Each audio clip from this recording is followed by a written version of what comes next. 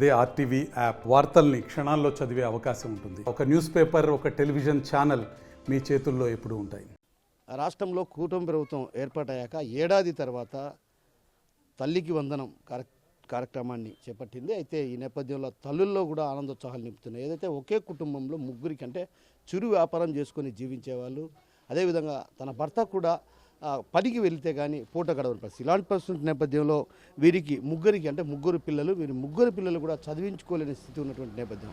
గతంలో ఏదైతే వైసీపీ ప్రభుత్వం అధికారంలో ఉన్నప్పుడు కేవలం ఒకరికి మాత్రమే అమలయ్యేది, అది కూడా కేవలం ఒక ఏడాదే వచ్చిందనేది ఆమె చెప్తున్న పరిస్థితి. అయితే ఈ నేపథ్యంలో వారి కళ్ళల్లో ఆనందం అంతా ఇంత కాదు, పిల్లలు కూడా ఎంతో ఆనందపడుతున్నటువంటి పరిస్థితి. అంటే ఒక రకంగా ఆ కూటమి ప్రభుత్వం ఏర్పాటయ్యాక ఎంతమంది పిల్లలు ఉంటే అంతమంది పిల్లలకు కూడా తల్లికి వందనం కార్యక్రమాన్ని కూడా చేపడతాం తల్లి అన్నటువంటి విషయాన్ని కూడా చెప్పడం జరిగింది. అయితే ఈ నేపథ్యంలో వారిని అడిగి తెలుసుకునే ప్రయత్నం చేద్దాం. అమ్మ చెప్పండి, ఎలా అనిపిస్తుంది మీకు? చాలా హ్యాపీగా ఉంది. ముగ్గురు పిల్లలకి పడిందా? ముగ్గురు పిల్లలకి పడింది. నిన్న 3 గంటలకు వచ్చింది మెసేజ్. ఎట్లా అనిపిస్తుందమ్మా? అంటే ఎట్లా అనిపిస్తుంది కుటుంబ ప్రభుత్వం అధికారంలోకి వచ్చాక చెప్పిన మాట నిలబెట్టుకుంది అనుకోవచ్చా? కొంచెం లేట్ అయింది, కానీ 1 ఇయర్ వేస్ట్ అయిపోయింది కదా సార్. అయితే ఇప్పుడు మీకు ముగ్గురు పిల్లలకు పడింది. ముగ్గురు పిల్లలకి పడింది. ఒక్కొక్కరికి 13,000 పడింది, మొత్తం 39,000 పడింది. ఏం చదువుతున్నారమ్మా మీ పిల్లలు? ఒక అబ్బాయి ఇప్పుడు 4th అయిపోయి 5th పోయినాడు, అమ్మాయి 2nd, ఇంకొక అమ్మాయి 8th వెళ్ళింది. మీకు ఏమనిపిస్తుంది అసలు కుటుంబ ప్రభుత్వం వచ్చాక ఏడాది తర్వాత, అంటే ఆలస్యంగా అయినా కూడా మీ ముగ్గురు పిల్లలకు తల్లికి వందనం కార్యక్రమం పడింది అంటే ఏమనిపిస్తుంది మీకు? చాలా హ్యాపీగా ఉంది. హ్యాపీగా ఉందా? నీ పేరేం పేరు నాన్న? నాగ సందీప్. ఎలా అనిపిస్తుంది నీకు? హ్యాపీగా ఉంది. ఏమనిపిస్తుంది నీకు? హ్యాపీగా ఉంది. హ్యాపీగా ఉందా? బాగా చదువుకుంటావా? చెప్పాలి నువ్వు. బాగా చదువుకుంటా. ఎందుకంటే రాష్ట్ర ప్రభుత్వం ఎంతో ప్రతిష్టాత్మకంగా తల్లికి వందనం అని కార్యక్రమాన్ని చేపట్టింది కాబట్టి నీకు డబ్బులు వచ్చినాయి కాబట్టి బాగా చదువుకుంటావు కదా? బాగా చదువుకుంటా. నువ్వేం చదువుతున్నావు? 2nd class. ఎట్లా అనిపిస్తుంది నీకు? డబ్బులు పడిందా? 13,000 నీ పేరుతో తీసుకునే వాళ్ళక పడింది. ఎట్లా అనిపిస్తుంది నీకు? హ్యాపీగా ఉందా? బాగా చదువుకుంటావా స్కూల్లో? నువ్వు క్లాస్ ఫస్టా? బాగా చదువుతున్నావు. అయితే ఏం కావాలనుకుంటున్నావు నువ్వు? కలెక్టరా? Very good, very good. So నువ్వు చెప్పు నాన్న, ఏం చదువుతున్నావు అసలు ఏంటి?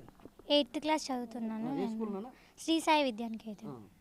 ఎట్లా అనిపిస్తుంది రాష్ట్ర ప్రభుత్వం మీకు 13,000 వేసింది అంటే నీకు వేసింది, మీ తమ్మునికి వేసింది, మీ చెల్లికి కూడా వేసింది, ముగ్గురికి వేసింది కదా?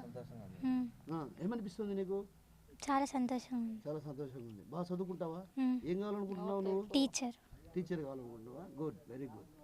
సో మొత్తం మీద వీరి కళ్ళల్లో ఆనందం కనిపిస్తుంది. ఏదైతే స్కూల్లో ఫీజులు కట్టలేండి అంటే ఒక రకంగా ప్రస్తుతం ఉన్నటువంటి పరిస్థితుల్లో ఫీజులు కట్టలేని పరిస్థితి, అంటే ఒక రకంగా దుర్భరమైనటువంటి పరిస్థితుల్లో ఉన్న నేపథ్యం, ఆ నేపథ్యంలోనే కూడా పిల్లలను చదివించుకోలేని పరిస్థితి. అయితే ఈ నేపథ్యంలో అటు వైసీపీ ప్రభుత్వం ఏదైతే అమ్మ ఒడి కార్యక్రమాన్ని చేపడితే కూటమి ప్రభుత్వం తల్లికి వందనం కార్యక్రమంతో ఈ కార్యక్రమాన్ని శ్రీకారం చుట్టింది. అయితే ఈ నేపథ్యంలో అసలు ఈ క్లస్టర్లో అటు పూర్తి స్థాయిలో పనిచేసినటువంటి టీడీపీ నేత కూడా ఉన్నారు, ఆయన అడిగి తెలుసుకునే ప్రయత్నం చేద్దాం. చెప్పండి, ఇక్కడ మీరు ఉన్నటువంటి ఈ ప్రాంతంలో ఎంతమందికి ఇట్లా ముగ్గురికి కానీ అట్లా ఎక్కువ మందికి పడినటువంటి సందర్భాలు ఉన్నాయి?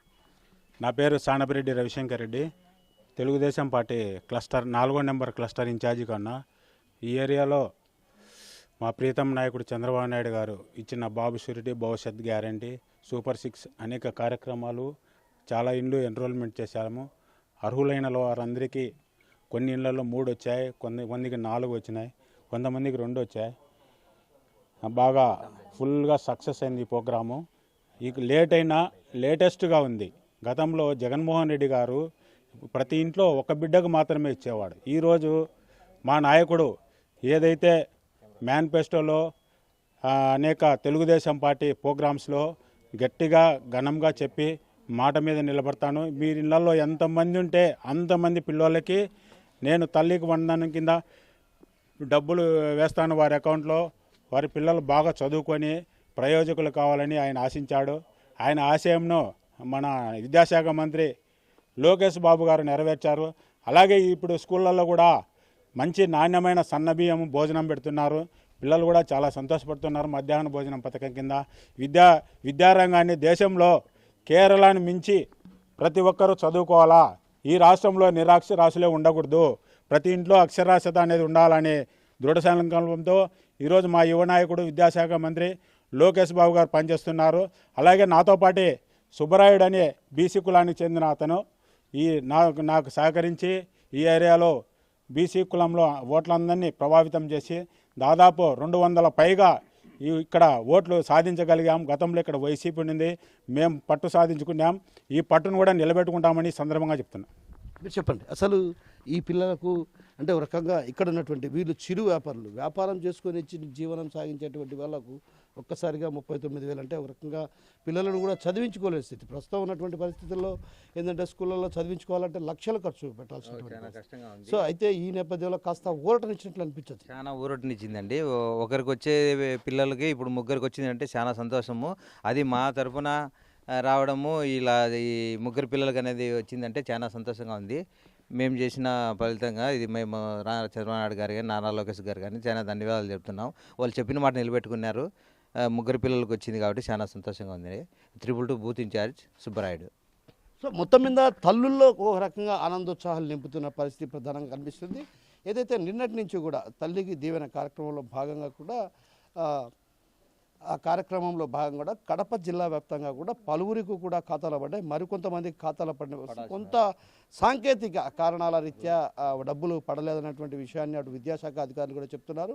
1-2 రోజుల్లో అటు పూర్తి స్థాయిలో ఏదైతే ఎవరికైతే అర్హులైనటువంటి తల్లులు ఉన్నారో వారికి ఖచ్చితంగా వారి ఖాతాలో పడుతుందన్నటువంటి విషయాన్ని చెప్తుంటే, మరోవైపు పులివెందుల్లో కూడా 5 మంది పిల్లలకు ఒకే రోజు అంటే 5 మంది పిల్లలు ఉన్నారు. వారి 5 మందికి కూడా తల్లుల ఖాతాలో పడ్డాయన్నటువంటి విషయాన్ని కూడా తెలుస్తుంది. అయితే ఈ నేపథ్యంలో తల్లుల్లో మాత్రం ఆనందోత్సాహాలు నింపుతున్నాయి. ఎందుకంటే పిల్లలను చదివించుకోవడానికి కాస్త తోడ్పాటునిస్తున్నటువంటి విషయాన్ని చెప్తున్న పరిస్థితి. కెమెరా పర్సన్ హరితో కిషోర్, RTV, కడప నుంచి. మరిన్ని వీడియోస్ కోసం ఛానల్ ని సబ్స్క్రైబ్ చేయండి. లేటెస్ట్ అప్డేట్స్ కోసం వాట్సాప్ ఛానల్ ని ఫాలో చేయండి. అండ్ లింక్ డిస్క్రిప్షన్ లో ఉంది.